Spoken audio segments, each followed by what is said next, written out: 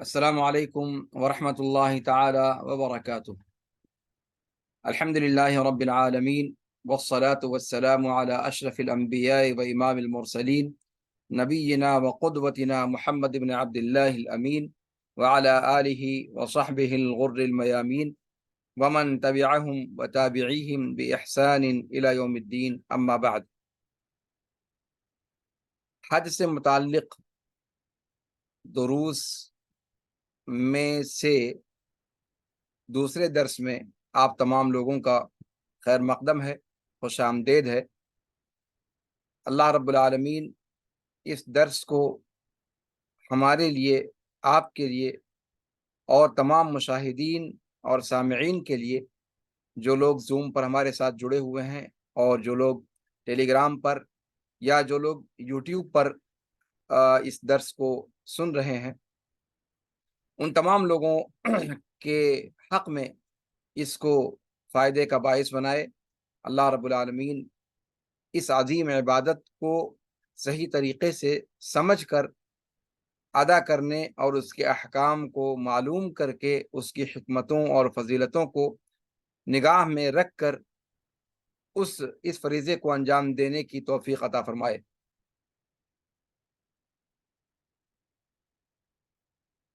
پچھلے درس میں حج سے متعلق کچھ عام باتیں آپ کے سامنے رکھی گئی تھیں۔ آج کے درس میں انشاءاللہ العزیز اسی سلسلے کو مزید آگے بڑھاتے ہوئے حج کے ارکان اور اس کی مختلف قسموں کا مختصر بیان رکھا جائے گا۔ حج سے متعلق اہداف اور اس کے اغراض پر پچھلے ہفتے گفتگو کی گئی تھی۔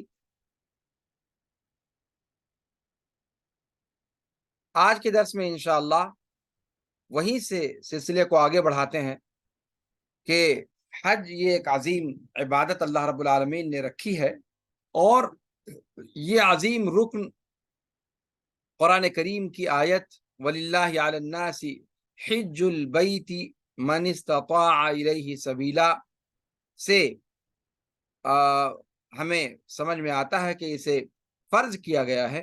قرآن کریم کے ذریعے سے، اللہ کے رسول صلی اللہ علیہ وسلم کی احادیث کے ذریعے سے اور اجماع امت سے اس کی رکنیت اور اس کا اسلام کا ایک عظیم رکن ہونا ثابت ہوتا ہے۔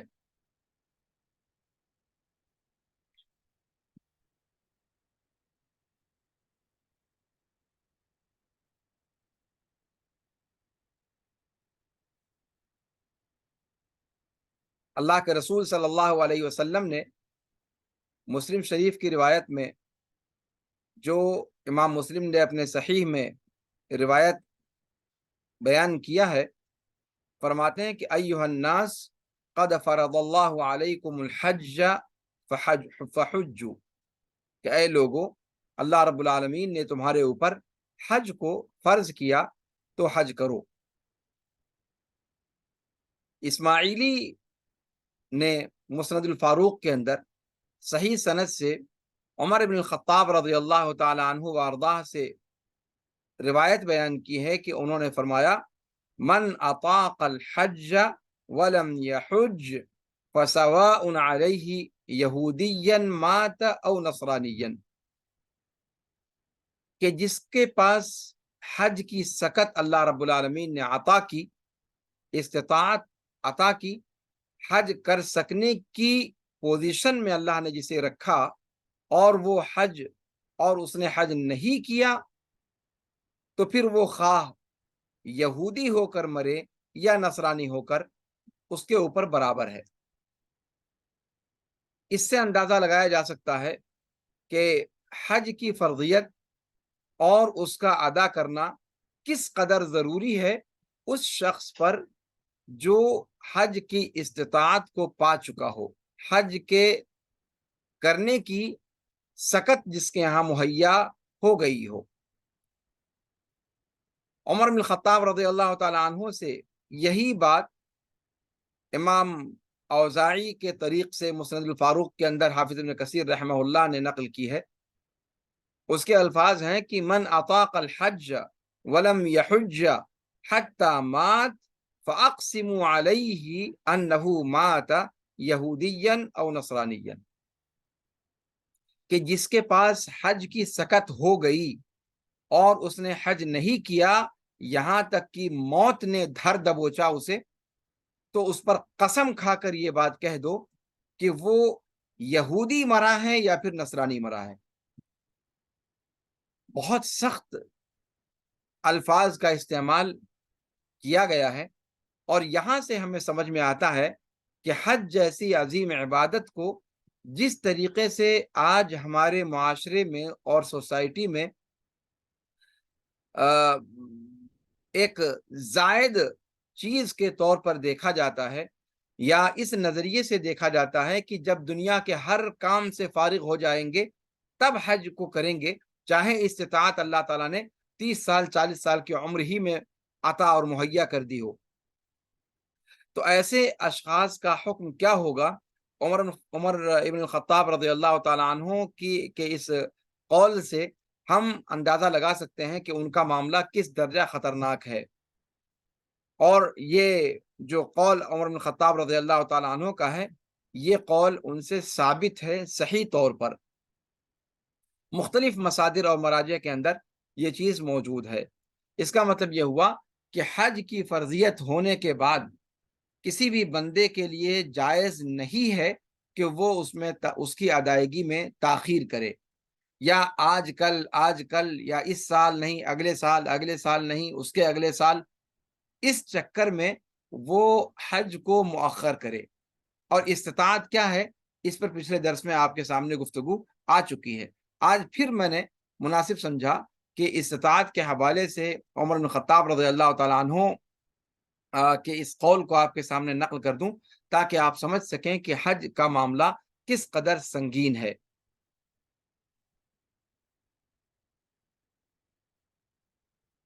حج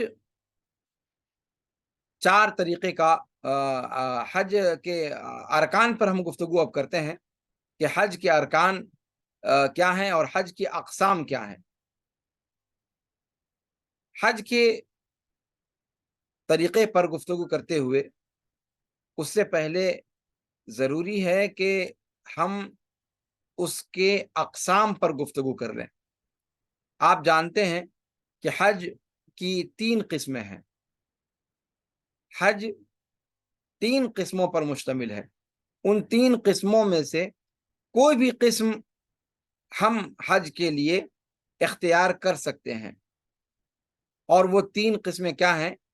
حج افراد، حج تمتع اور حج قران.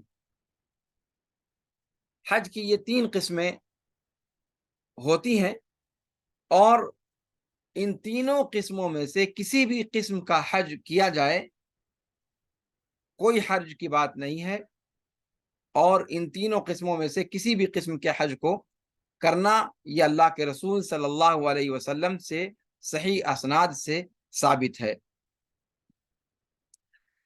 حج تمتع، حج قران اور حج افراد 3 قسمیں حج کی ہوتی ہیں، لیکن ان میں سے پہلے ہماری گفتگو اس قسم پر ہوگی جو قسم ان تینوں میں سب سے افضل اور سب سے زیادہ بہتر ہے، اور جسے سب سے زیادہ لوگ آج کل کرتے ہیں، خاص طور سے بر صغیر سے جانے والے لوگ.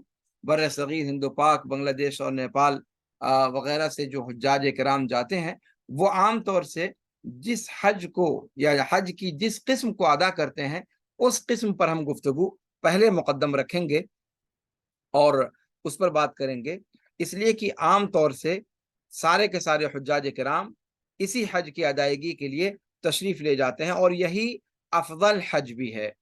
اور یہ کون سا حج ہے؟ حج تمتع. حج تمتع. تو ہماری گفتگو انشاءاللہ حج تمتع پر ہوگی پہلے، اور حج تمتع کے مسائل ذکر کرنے کے بعد پھر انشاءاللہ بقیہ اقسام پر انشاءاللہ گفتگو کی جائے گی۔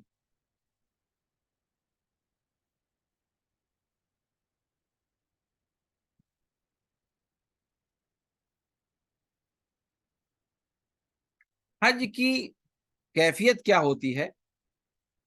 سب سے پہلے آئیے حج کے جو افعال ہیں، حج کے جو اعمال ہیں، ان کو سمجھتے ہیں ہم۔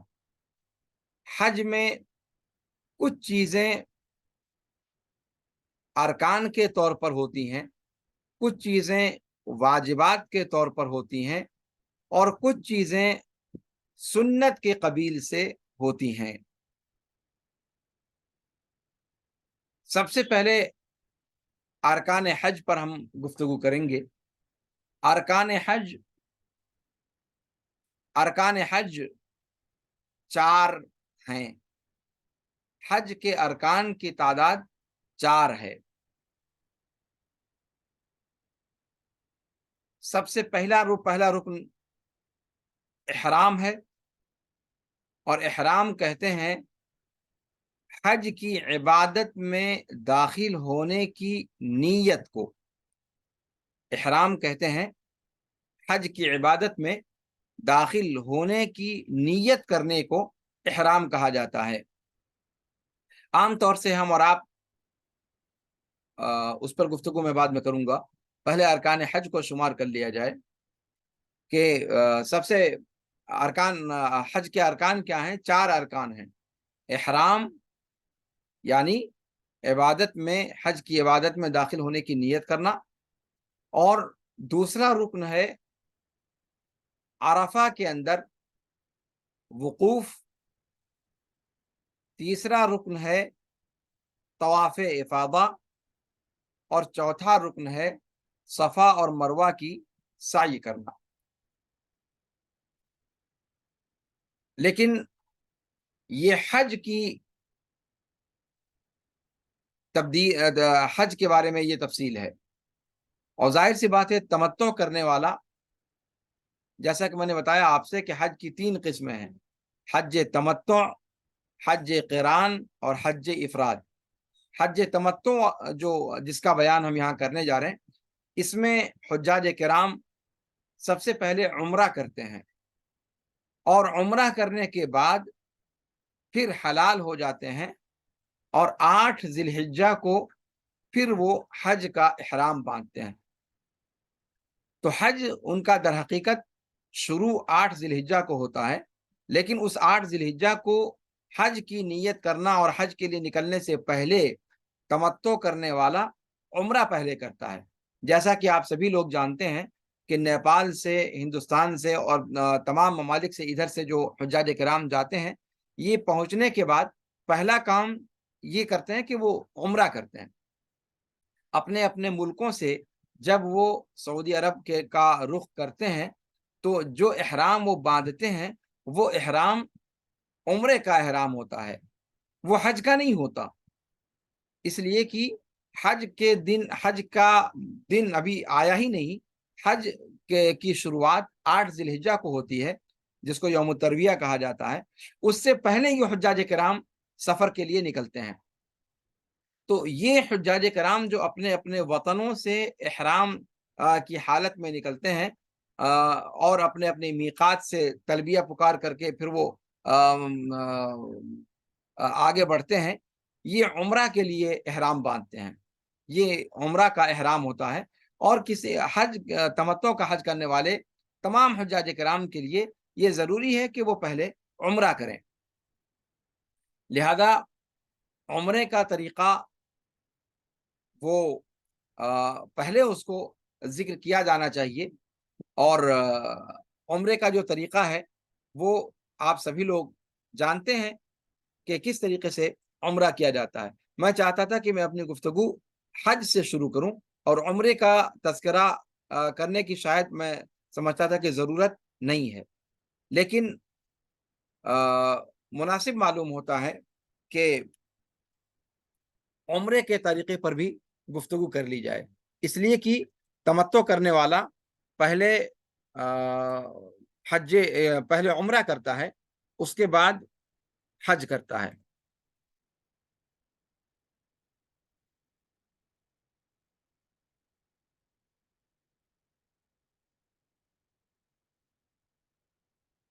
اور یہاں سے میں چاہتا ہوں کہ پہلے عمرے کا طریقہ آپ حضرات کے سامنے بیان کر دوں۔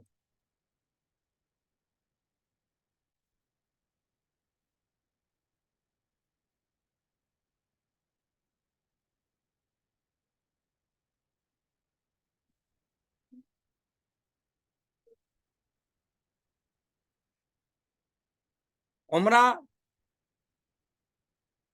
کیسے کیا جاتا ہے؟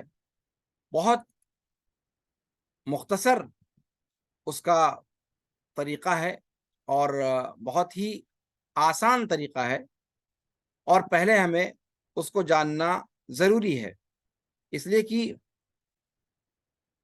جب ہم عمرہ کر لیں گے تو پھر ہمیں حج کے تعلق سے بھی تفصیلات، بہت ساری تفصیلات کا علم پہلے ہو جائے گا۔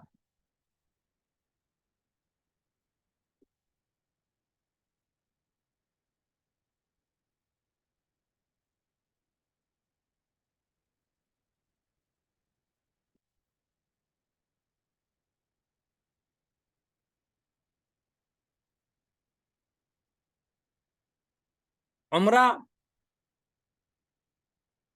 جیسا کہ میں نے ذکر کیا کہ عمرہ ایک مستقل عبادت ہے اور حج ایک مستقل عبادت ہے، اور حج کی جو دو قسمیں ہیں، تمتع اور قران، ان دونوں میں عمرہ بھی کرنا ہوتا ہے۔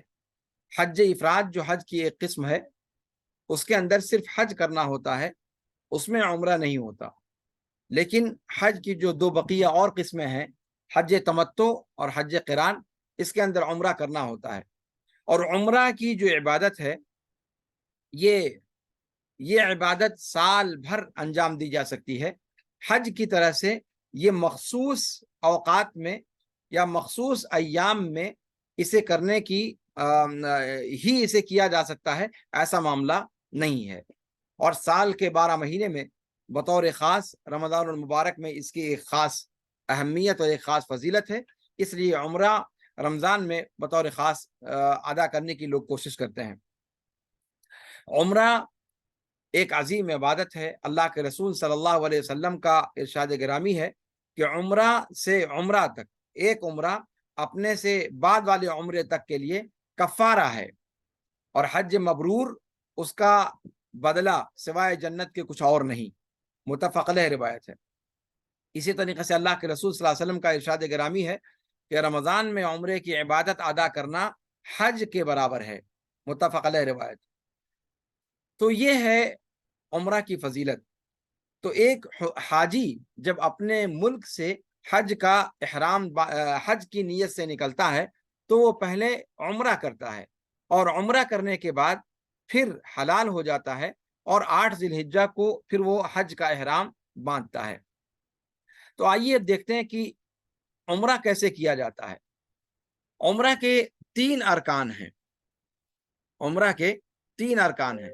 سب سے پہلا رکن احرام باندھنا، دوسرا رکن بیت اللہ شریف کا طواف کرنا، اور تیسرا رکن صفا اور مروہ کی سعی کرنا۔ یہ 3 ارکان ہیں جن کو عمرے کی عبادت کی انجام دہی کے لیے کرنا از بس ضروری ہے۔ احرام، یہ کہتے ہیں عمرے کی عبادت میں داخل ہونے کی نیت کرنا۔ احرام در حقیقت اس کپڑے کا نام نہیں ہے جو کپڑا ایک عمرہ کرنے والا اپنے بدن پر لگاتا ہے، جو سفید 2 چادروں کی شکل میں ہوتا ہے۔ عام طور سے جب ہم احرام پہننا کہتے ہیں یا احرام کا ذکر کرتے ہیں تو ہمارے ذہن میں وہی چیز آتی ہے، لیکن یہ حقیقت نہیں ہے۔ احرام در حقیقت عمرہ یا حج کی نیت کو کہا جاتا ہے۔ حج کی عبادت میں یا عمرے کی عبادت میں داخل ہونے کی نیت کو احرام کہا جاتا ہے، اور اس نیت کا اعلان انسان کیسے کرتا ہے؟ احرام کے کپڑوں کو پہن کر کے، جو کپڑے 2 چادروں کی شکل میں ہوتے ہیں، اور اپنی زبان سے تلبیہ پکار کر۔ تلبیہ جس کو لبیک کہا جاتا ہے، وہ عمرہ میں بھی ہے اور حج کے اندر بھی ہے۔ عمرہ میں انسان جب میقات پر پہنچے تو میقات پر پہنچنے کے بعد وہاں پر یا اس سے پہلے ہی احرام کا کپڑا پہنے رہے اور وہاں پہنچ کر میقات پر پہنچ کر وضو کر کے 2 گانا ادا کرے، 2 رکعت نماز ادا کرے، اور اس کے بعد لبیک عمرتن کہہ کر کے اس کے بعد لبیک اللہم لبیک لبیک لا شریک لک لبیک ان الحمد والنعمت لک والملک لا شریک لک، یہ تلبیہ پکارے۔ تو یہ لبیک عمرتن جو شروع میں کہتے ہیں، یہ در حقیقت عمرے کی نیت کا اپنی زبان کے ذریعے سے اظہار ہے۔ جیسے عمرے کی نیت کا اظہار کپڑے کی شکل میں بھی ہوتا ہے، لیکن اصل جو نیت ہے وہ دل کے ارادے کا نام ہے، اور دل کے ارادے کی نیت اسی کو در حقیقت احرام کہا جاتا ہے، اور وہی عمرہ یا حج کا رکن اساسی ہے۔ اس کے بعد جس حاجی کو جس میقات سے گزرنا ہے، اس میقات سے پہلے یا اس میقات پر اسے ضروری ہے کہ وہ اپنے عام کپڑوں سے نکل کر، عام کپڑوں کو اتار کر وہ احرام کے کپڑے میں آ جائے۔ اگر عورت ہے تو وہ عام کپڑے اپنا پہنے رہے گی، اپنا نقاب بھی لگائے رہے گی، یعنی برقع جس کو کہا جاتا ہے، لیکن اوپر کا حصہ جو خاص طور سے عورتیں لگاتی ہیں، وہ اوپر کا حصہ نوز پیس جس کو کہا جاتا ہے، وہ عورت نکال دے گی اور عام ایک بڑی سی چادر اوڑھ لے گی، اور اسی طریقے سے دستانے وغیرہ اگر عورت پہنی ہوئی ہے تو دستانوں کو اور پیر کے موزوں کو نکال دے گی۔ باقی عورت کے لیے اور کوئی چیز نہیں ہے، بس اتنی چیز وہ کر لے گی، اور اس کے بعد میقات پر احرام باندھ لے گی، یعنی احرام کی نیت، یعنی حج یا عمرے کے اندر داخل ہونے کی نیت کر لے گی، اور وہ احرام کی حالت میں آ جائے گی۔ اس کے بعد تلبیہ پکارے گی، لبیک عمرتن لبیک اللہم لبیک لبیک لا شریک لک لبیک ان الحمد والنعمت لک والملک لا شریک لک۔ اچھا، اس کے بعد یہاں سے ایک چیز یہ جاننی ضروری ہے کہ عمرہ کے ارکان میں ہم نے بتایا کہ 3 چیزیں ارکان میں سے داخل ہیں، احرام یعنی حج عمرہ کے اندر داخل ہونے کی نیت کرنا، اور بیت اللہ شریف کا طواف کرنا، اور تیسرا صفا اور مروہ کی سعی۔ یہ 3 چیزیں عمرہ کے ارکان میں سے ہیں۔ ان تینوں میں سے اگر کوئی ایک چیز نہیں ہوئی تو پھر عمرہ ہی نہیں ہوگا، عمرہ ہوگا ہی نہیں۔ ارکان میں اور واجبات میں فرق یہی ہے کہ ارکان میں سے اگر کوئی رکن چھوٹ جاتا ہے تو وہ عبادت ہی مکمل نہیں ہوئی، وہ عبادت ہوئی ہی نہیں۔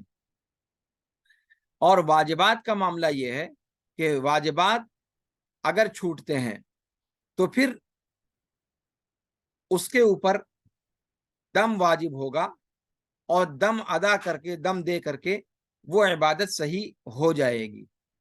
تو عمرہ کے ارکان 3 ہیں، احرام یعنی عمرہ کے اندر داخل ہونے کی نیت کرنا، اور نمبر 2 طواف، اور نمبر 3 سعی صفا اور مروہ کے درمیان۔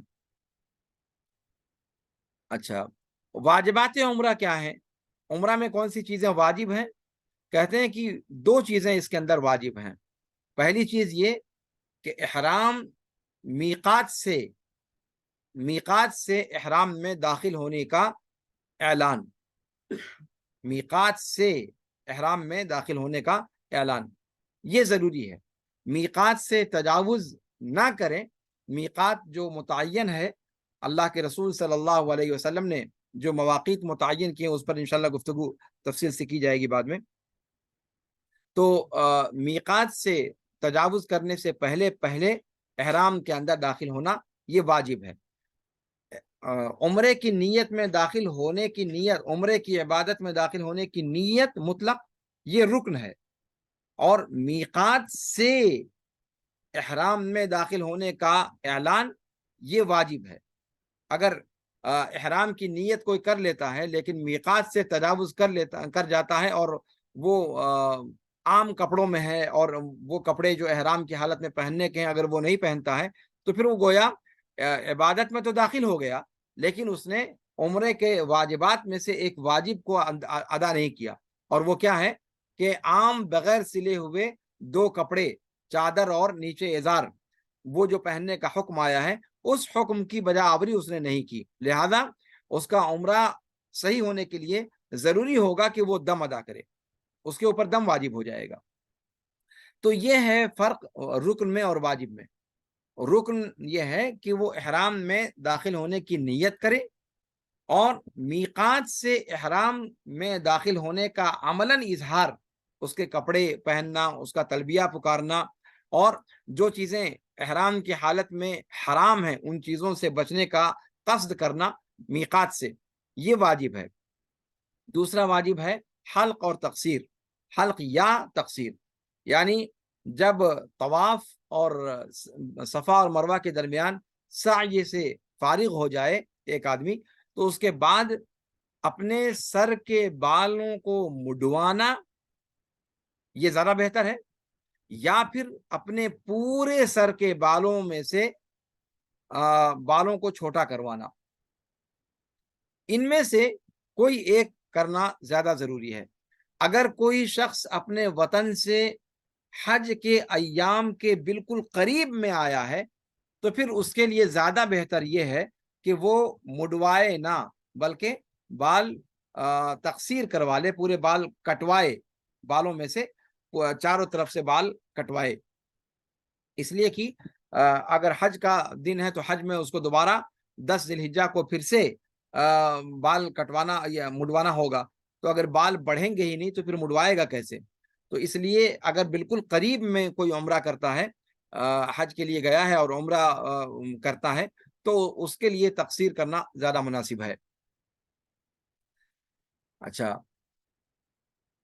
اس کے بعد جب انسان میقات سے احرام باندھ کر کے بیت اللہ شریف پہنچتا ہے، تو پھر بیت اللہ شریف پہنچ کر کے سب سے پہلے وہ طواف کرے گا، اور طواف کے بعد پھر سعی کرے گا۔ طواف کسے کہتے ہیں کہ کعبہ شریف کے گرد چکر لگانا، جو ایک مخصوص طریقے پر چکر لگایا جاتا ہے، حجر اسود کے سامنے سے شروع ہو کر کے اور پھر حجر اسود ہی پر ختم ہوتا ہے وہ چکر، اسے طواف کہا جاتا ہے۔ اور طواف ایک حج کرنے والا یا عمرہ ادا کرنے والا بطور خاص حج اور عمرہ کے رکن کے طور پر اس کو ادا کرتا ہے، اور طواف میں ضروری ہے کہ پورے کعبے کا طواف کیا جائے۔ یہ چیز ہمارے ذہن میں ہونی چاہیے کہ کعبہ کا کچھ حصہ غیر تعمیر شدہ ہے، جس کو حطیم کہا جاتا ہے، جو کعبہ کعبہ ابھی جو حالیہ تعمیر ہے، یہ کعبہ کی مکمل جگہ پر تعمیر نہیں ہے، بلکہ اس کا کچھ حصہ چھوٹا ہوا ہے۔ تو وہ چھوٹے ہوئے حصے کے باہر سے چکر لگائے، اگر چھوٹے ہوئے حصے کے درمیان سے گھس کر کے اگر اس نے چکر مکمل کیا تو اس کا طواف ہوگا ہی نہیں۔ اس لیے اس کا اہتمام ضروری ہے کہ اس چیز کو سمجھیں کہ کعبہ کا طواف اس طریقے سے کریں کہ حجر اسود سے ہوتے ہوئے مقام ابراہیم کی طرف سے چکر اپنا جاری رکھے، اور حتیم کے باہر سے ہوتا ہوا وہ رکن یمانی سے گزر کر کے پھر حجر اسود تک آئے، یہ اس کا ایک طواف ہوا، ایک چکر ہوا، اور اس طریقے سے وہ 7 چکر مکمل کرے گا تو اس کو طواف کہا جاتا ہے۔ اور اس کے بعد طواف کرنے کے بعد پھر سعی کرے، صفا اور مروہ کی سعی کرنا ہے۔ اس سے پہلے جب طواف مکمل کر لے ایک حاجی، یا اس سے پہلے ایک اور بات یہاں ذکر کرنی ضروری ہے کہ جب عمرہ کی نیت کر کے اور احرام کا کپڑا پہن کر کے اور پھر اس کے بعد سفر کو میقات سے آگے جاری رکھتا ہے ایک عمرہ کرنے والا، تو اس کی زبان پر لگاتار تلبیہ ہونا چاہیے، لبیک اللہم لبیک، لبیک لا شریک لک لبیک، ان الحمد والنعمت لک والملک لا شریک لک۔ اس تلبیہ سے، جس کو توحید کا تلبیہ کہا جاتا ہے، اس سے اس کی زبان تر ہونی چاہیے، جہاں بھی رکے، جہاں بھی نکلے، اس کی زبان پر یہ سب چیزیں لگاتار یہ تلبیہ لگاتار جاری رہنا چاہیے یہاں تک کہ وہ بیت اللہ شریف میں پہنچ جائے، اور بیت اللہ شریف میں پہنچنے کے بعد عام مسجدوں کے اندر آداب میں سے یہ ہوتا ہے، مسجد کے آداب میں، کہ دو گانا ادا کیا جائے تحیت المسجد کے طور پر. لیکن عمرہ کرنے والا یا حج کرنے والا بیت اللہ شریف کا جو معاملہ ہے، بیت اللہ شریف کی تحیت المسجد یہ ہے کہ وہاں پر انسان طواف کرے. تو حج یا عمرہ کرنے والا جب بیت اللہ شریف پہنچے تو سیدھے کہاں پہنچے؟ مطاف کے اندر پہنچ جائے. اور مطاف کے اندر پہنچ کر، تو مطاف کا مطلب طواف کرنے کی جگہ، کعبہ کی ارد گرد جو دور تک کا علاقہ رکھا گیا ہے سفید، جہاں پر پتھر بچھائے گئے ہیں اور طواف کرنے والوں کا علاقہ کہا جاتا ہے، وہ اس کو وہاں جا کر کے وہ کعبہ کے گرد طواف شروع کر دے. لیکن کہاں سے شروع کرے؟ حجر اسود کے مقابل آ کر کے، وہاں پر نشان لگا ہوا ہے حجر اسود کے بالمقابل، پورا جہاں سے بیت اللہ شریف کی عمارت شروع ہوتی ہے وہاں تک وہ ہرا نشان بنا ہوا ہے، اور اس کو دیکھ کر کے اندازہ لگا سکتے ہیں کہ حجر اسود کا مقابل کہاں پر ہے، اس کے محاذات کہاں پر ہے. تو اس کے محاذات میں آ کر کے، اس کے سامنے آ کر کے، اور وہاں سے عمرہ کرنے والا عمرہ شروع کرے گا. ایک چیز یہاں پر اور ذکر کرنے کی ہے طواف شروع کرنے سے پہلے، کہ یہ عمرہ کرنے والا احرام کی چادر کو ایک خاص صفت پر پہن لے. احرام کی چادر کو ایک خاص صفت پر پہن لے، اور وہ خاص صفت کیا ہے؟ کہ اپنے دائیں کندھے کو کھلا رکھے اور اپنے داہنے ہاتھ کے نیچے سے چادر کو نکال کر بائیں طرف کے کندھے پر ڈال لے. یہ ضروری ہے. طواف شروع کرنے سے پہلے وہ اپنے اوپر جو بدن پہ جو چادر اوڑھے ہوا ہے، اس چادر کو اپنے دائیں ہاتھ کے نیچے سے کر کے بائیں طرف کے کندھے پر ڈال لے. اپنا دایاں کندھا کھلا رکھے، لیکن ذہن میں رہے کہ یہ صرف مردوں کے لیے ہے. عورتیں تو عام اپنے کپڑے میں رہیں گی جس کپڑے میں وہ ہیں. البتہ نقاب یعنی نوز پیس جو ہوتا ہے وہ نکال لیں گی، اور عام چادر سے اپنے چہرے کو ڈھکیں گی لوگوں کی بھیڑ میں، اور دستانہ اور موزہ نہیں پہنیں گی. عورتوں کے لیے یہ ہے. تو اس خاص کیفیت میں چادر کو کرنے کے بعد پھر طواف شروع کرے گا ایک عمرہ کرنے والا، اور کعبہ شریف کے گرد 7 چکر لگائے گا. اور 7 چکر میں کوئی خاص دعا اللہ کے رسول صلی اللہ علیہ وسلم سے ثابت نہیں ہے. عام ذکر لا الہ الا اللہ وحدہ لا شریک لہ لہ الملک ولہ الحمد وہو علی کل شیء قدیر، اسی ذکر کو پڑھنا چاہیے. اور یہی ذکر عام طور سے اللہ کے رسول صلی اللہ علیہ وسلم اور دیگر انبیاء کرام سے ثابت ہے. البتہ رکن یمانی اور حجر اسود کے درمیان اللہ کے رسول صلی اللہ علیہ وسلم کی سنت رہی ہے کہ وہ ربنا آتنا فی الدنیا حسنہ وفی الآخرۃ حسنہ وقنا عذاب النار پڑھا کرتے تھے. تو رکن یمانی اور حجر اسود کے درمیان یہ دعا ایک عمرہ کرنے والا پڑھے گا، اور اس طریقے سے ایک چکر اس کا مکمل ہو جائے گا. اور اسی صفت پر وہ 7 چکر لگائے گا. اور چکر شروع کرنے کے وقت میں طواف کا جو ہر چکر ہے وہ اللہ اکبر، بسم اللہ اللہ اکبر کہہ کر کے شروع کرے گا. بسم اللہ اللہ اکبر کہہ کر کے شروع کرے گا. اگر حجر اسود کے پاس ہے اور آسانی سے بوسہ لے سکتا ہے اس کا، تو آسانی سے وہ بوسہ لے گا. یا پھر ہاتھ میں اگر لاٹھی واٹھی یا ڈنڈا ونڈا ایسی کوئی چیز ہے اس سے پہنچ سکتا ہے تو اس سے چھو لے گا حجر اسود کو. اور اگر نہیں، یہ شکل نہیں ممکن ہے، جیسا کہ عام طور پر بھیڑ میں اس صفت کو اختیار کرنا مشکل ہوتا ہے، تو پھر وہ صرف اشارہ کر کے اللہ اکبر کہہ کر کے، بسم اللہ اللہ اکبر کہہ کر کے وہ آگے اگلا چکر شروع کر دے گا. یہ طواف کا طریقہ ہے. اسی طریقے پر ہر چکر کو شروع کرے گا اور ختم کرے گا حجر اسود پر. حجر اسود سے شروع کر کے حجر اسود پر ختم کرے گا. اس طریقے سے 7 چکر لگا لے گا اور یہ 7 چکر لگانے کے بعد اس کا طواف مکمل ہو جائے گا. اور طواف کا آخری چکر مکمل ہونے کے بعد بھی مکمل ہونے کا اظہار بسم اللہ اللہ اکبر کہہ کر کے یا اللہ اکبر کہہ کر کے وہ کرے گا. اللہ کے رسول صلی اللہ علیہ وسلم سے آخر میں بھی حجر اسود کی طرف جو ہے وہ اشارہ کر کے اللہ اکبر کہنے کا حکم آیا ہے، اس کا ذکر ملتا ہے. ایک چیز یہاں پر جو ذکر کرنے کی ہے وہ یہ کہ رکن یمانی پر ایسی کوئی چیز نہیں ہے کہ وہاں پر بھیڑ لگائی جائے.